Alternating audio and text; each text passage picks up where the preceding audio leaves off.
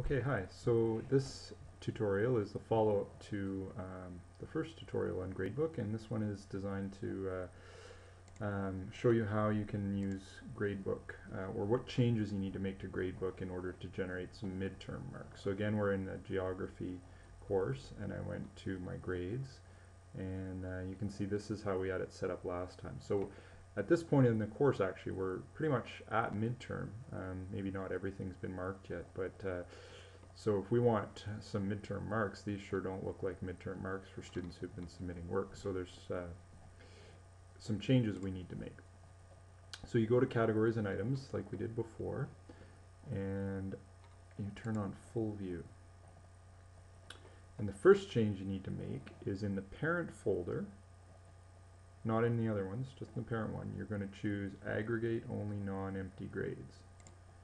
And what that's telling it is to overlook the other folders that have no marks coming from them. So it won't overlook regular work because there are marks coming from there, but it will overlook your culminating and your final because students haven't done that, so there's no marks there, and we want to do that. And so instead of this regular work folder being weighted at 70, it's automatically going to turn it into 100% of the grade. So you don't have to change this part, you just have to tick that box. So that's the first part. And the second part is has to do with dropping the lowest. So right now we've told it to drop the lowest 8 because that's what we want it to do for our final mark. However, at midterm it's a little bit different. There's two things you need to do. First of all, you need to figure out how many activities students should have done by now. So we have activities in weeks 1, 2, 3, and 5. Mostly they're in order, but unfortunately I haven't moved these around. You can move them if you want to, but they're appearing out of order right now just because of when they were updated. So we have, I'm not going to count them right now, but I know that we have 16 activities up to and including the end of week 5. And then we have 16 other activities after that. So we're going to drop those 16 activities that haven't happened yet.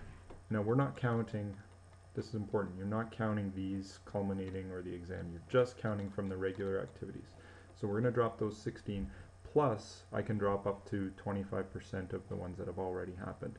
So if there are 16 that have not happened and 16 that have happened, I'm going to drop 16 plus another 4 from the ones we've already had. So I'm going to change that to 20.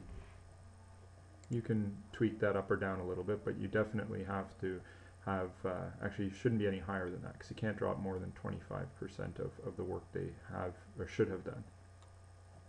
But you would definitely drop the 16 that they haven't had a chance to do yet. So once I save that,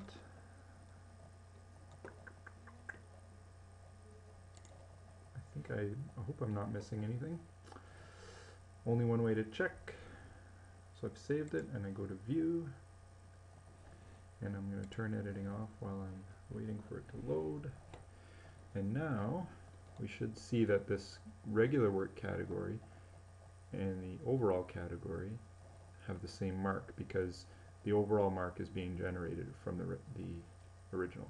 So this student is a good one to look at because she's done much of the work, and this is going to be the mark that I can base her midterm mark on. I might look through her assignments and see what seems to be her most consistent mark and adjust this accordingly.